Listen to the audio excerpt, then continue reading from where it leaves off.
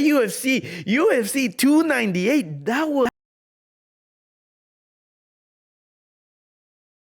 great. That was amazing. Yeah, of course, freaking the Ian Gary fight was a snooze fest, absolute snooze fest.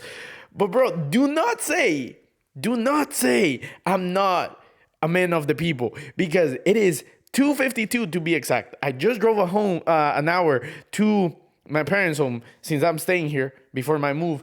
And I watched the fights and everything, and now I'm recording this. So do not say I don't do it for you people, right? So if you could give me a favor, if you could repay me for me recording this and making sure that you guys get the content you deserve, give me a 5-star rating on Spotify. That's all I ask. Give me a follow. And if you're on YouTube, just subscribe to it and drop a like. That's all I ask. That's really all I ask. But let's just freaking talk about it. We obviously need to talk about Manchester City and Chelsea, and also about the Barcelona game, and also Arsenal. I think they won like 5-0 again, which is great. Good for them. And also Madrid plays in 5 hours, so I need to record this, upload it, and then go to sleep. Go to sleep after that. But let's just talk about UFC. Let's just talk about UFC, because that's the thing that we need to talk about. And also, they just announced UFC 300, the main event. You probably already saw it. By the time this video goes up, you probably already saw it. It's Alex Pereira versus Jamal Hill. That is awful. I'm sorry. I'm legit sorry. But UFC 300 is... No. You ruined it. You legitimately ruined it. Let me start by that. You ruined UFC 300. UFC 300 was meant to be something that everyone was waiting for. That main event is ass. Is dog shit. Is doo-doo. Yeah, Alex Pereira is amazing. Nobody gives a fuck about Jamal Hill. I am sorry. Jamal, love you, my guy. I don't think you're ever gonna watch this or everything, but you're legit. Like, he was legitimate, the last person I thought was gonna be in UFC 300. Conor McGregor, Michael Chandler, John Jones, Alex Pereira, Israel Adesanya, Dricus du Plessis. Who else? There's multiple fighters that could have been in UFC 300 that a lot of people would have been happy, but Jamal Hill against Alex Pereira, really? Really? You could put... Well, Chimaev was never going to play. Or was never going to fight. Nah, bro. It's just like, that might be... Bro, they overstacked 298 and 299. They overstacked it. And that's why now... Bro, even if you go watch Dana's announcement, he's like, hey, guys, I'm announcing the UFC 300. Alex Pereira versus Jamal Hill. And he's looking at the camera. I was like... looking down, and the eyes are kind of shutty. I'm like, you even know it's not a good fight.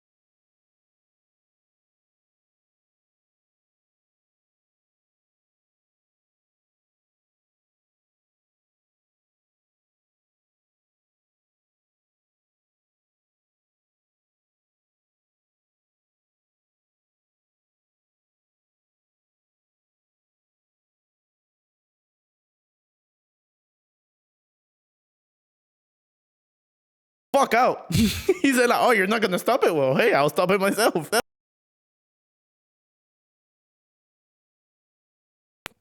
It was decision, but Nakamura was cooking that whole fight.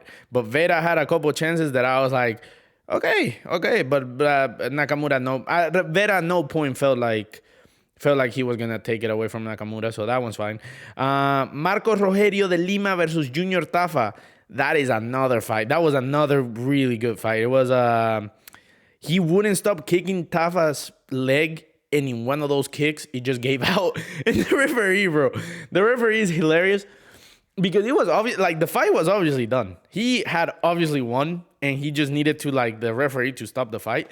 So he kicks it. He goes to a low kick to the calf, And when he goes to the floor, Marcos looks at the referee and he's like, just call it. And the referee's like, I haven't said it's done. Fucking Marcos has to go on the floor and just ground and pound the fuck out of Tafa, who's not even in the competition anymore. He already like lost. And then he decided to do it. I was like, that was so unnecessary for no reason. Then we have Amanda Lemos versus Mackenzie Dern. That was a good ass fight, in my opinion. Lemos was aggressive. She was doing the attack. She was doing the damage.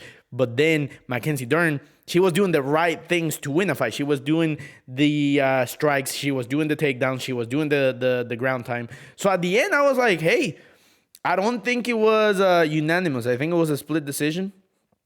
I think I need to see. I see it doesn't tell me on Google, but I know it was a decision, and rightfully so. Lemos rightfully won. But besides that, let's go to the main card.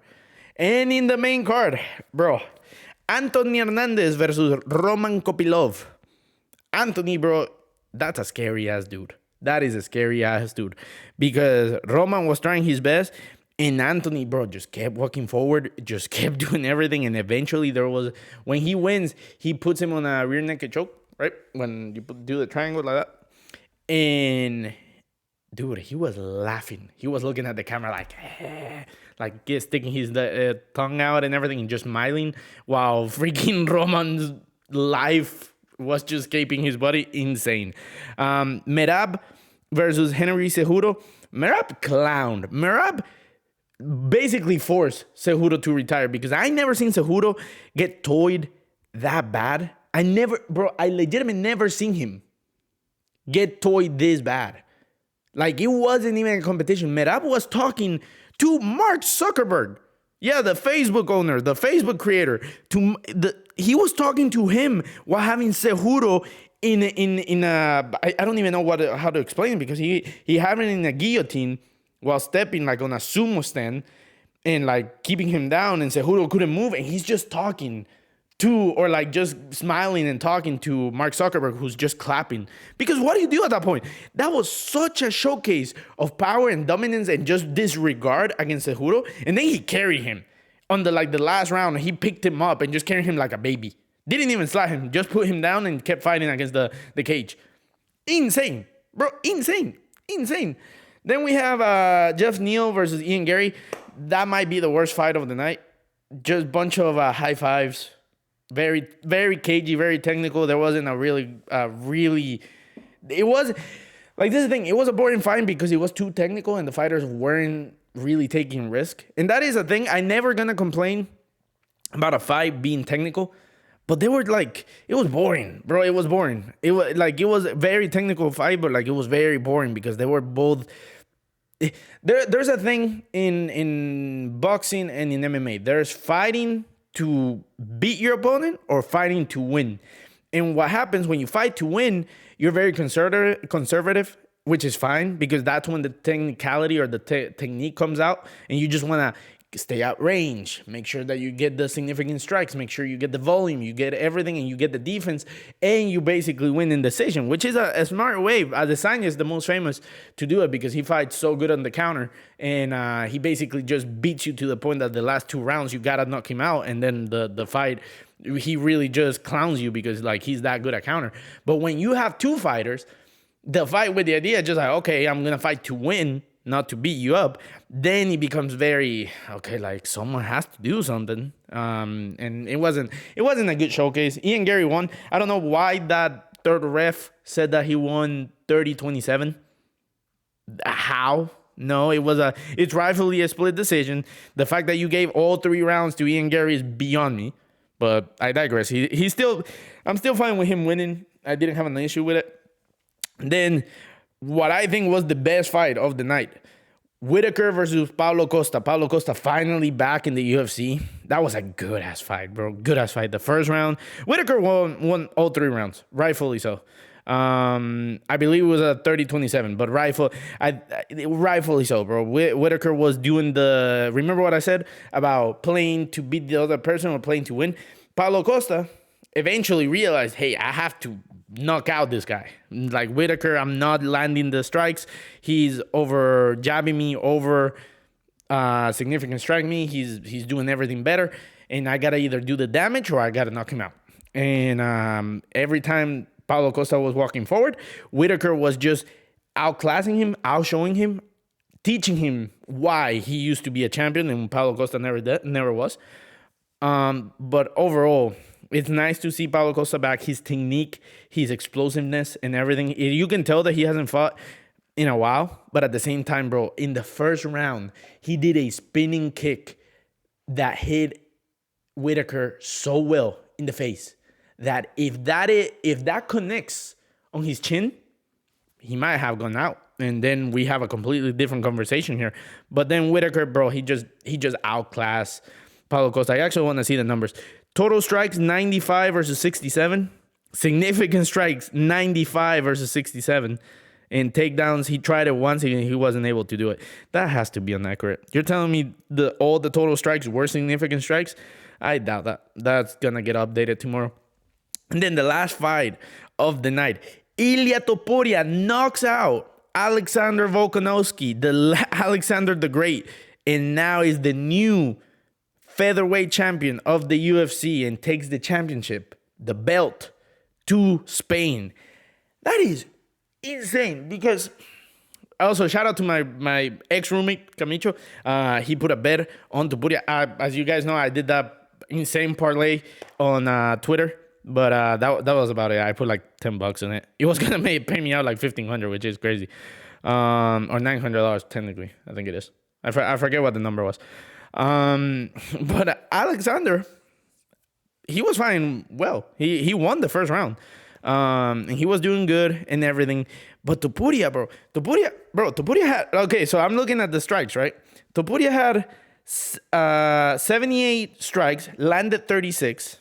And significant strikes, he had 77 and landed 35. Volkanovski had 47 significant total strikes and 47 significant strikes. He was outlanding him by quite a margin. So I was like, okay, Volkanovski is doing what he usually does. He's doing everything fine. But Ilia, bro, at all times, I was like, bro, Ilia's just timing it. He's just waiting for that one opportunity to knock him the fuck out. That was really it. Ilia was just waiting. He was just looking for that opening. And on the second round, he just throws a combination, puts Alex against the cage. Alex lifts his chin, and just a fucking beautiful hook from Ilia. Just a beautiful hook that reset. Bro, when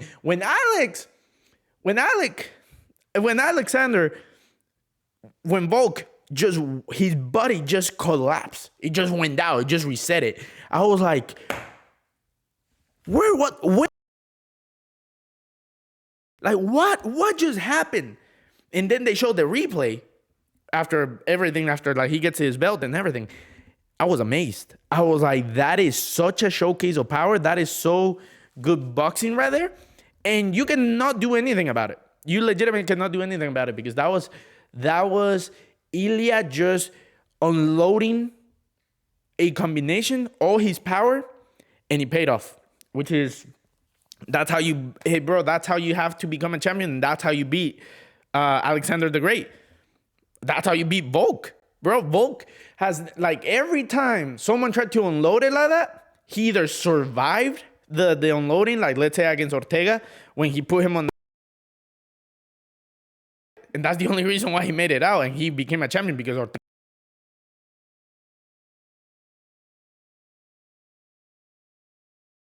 times he wasn't able to do it. The zombie, let's not even talk about the zombie. And then I forget who's the other one. He beat somebody else, but I forget who it was.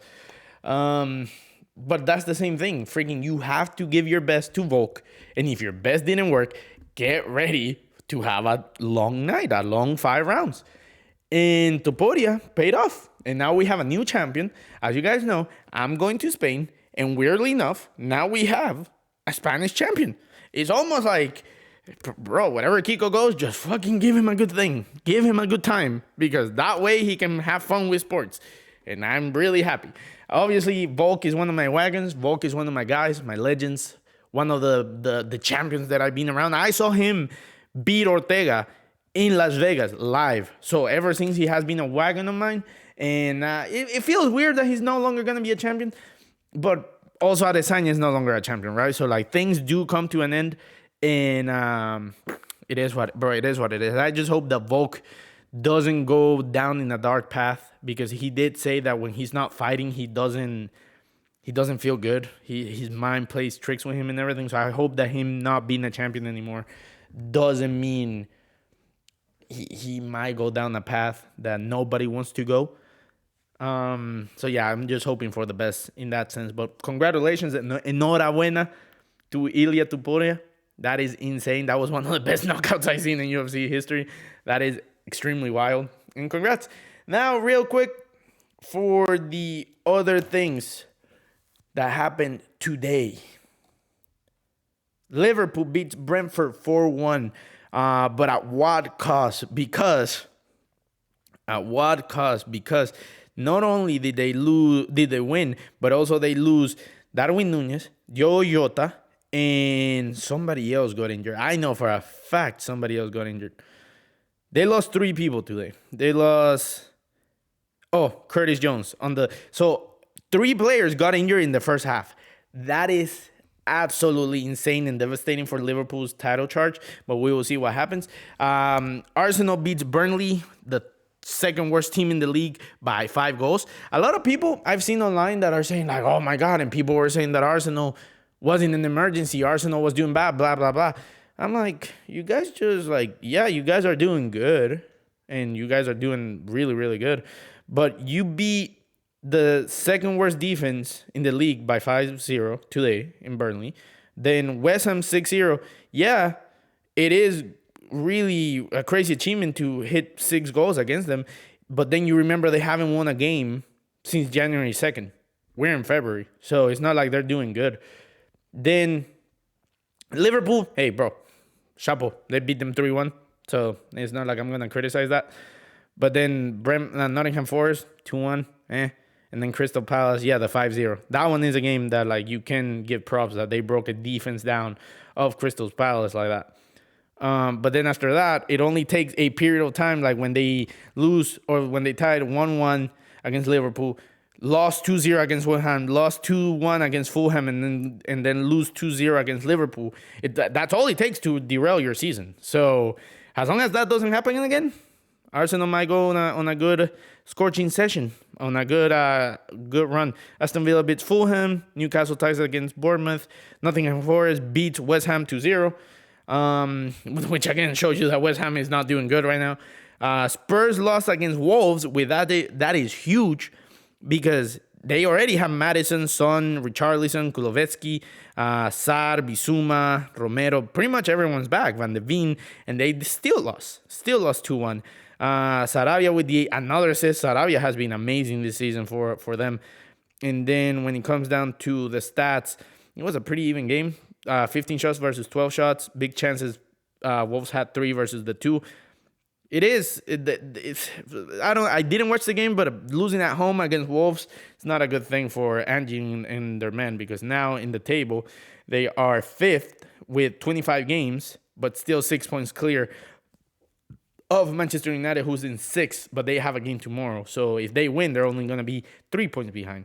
Then the game of the day, or arguably the most important game of the day, we had Manchester City versus Chelsea, 1-1. My brother. When he picked this team back all the way when I picked Real Madrid, I think, which is 2010, but Chelsea was good, right? Chelsea has always been a classy, a top club, Champions League club. And I don't understand how they do it, bro. I really, really don't understand how they do it. They have been playing some of the worst football I've seen this season.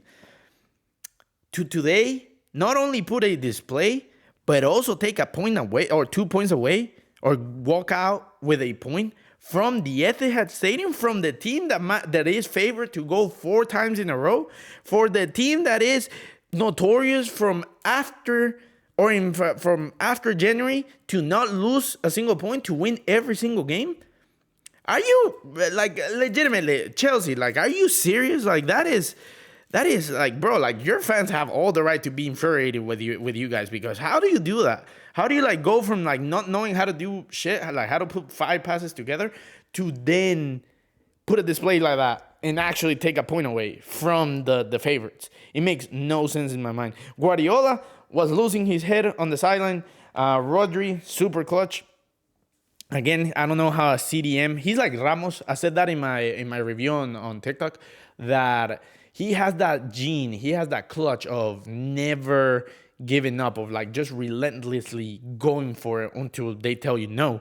And then he did it. He scored, but they fell short and they didn't get it. Now, when it comes down to other leagues, PSG, Mbappe didn't start, but that's more on the fact that he played on the cup rather than the decision with him leaving and everything. They said that it was a manager decision, not a club decision. It makes sense. They played they played today or yesterday, technically when I'm recording this, was Saturday, and they played on Wednesday, so they need a rotation, which is fine. The teams always do it.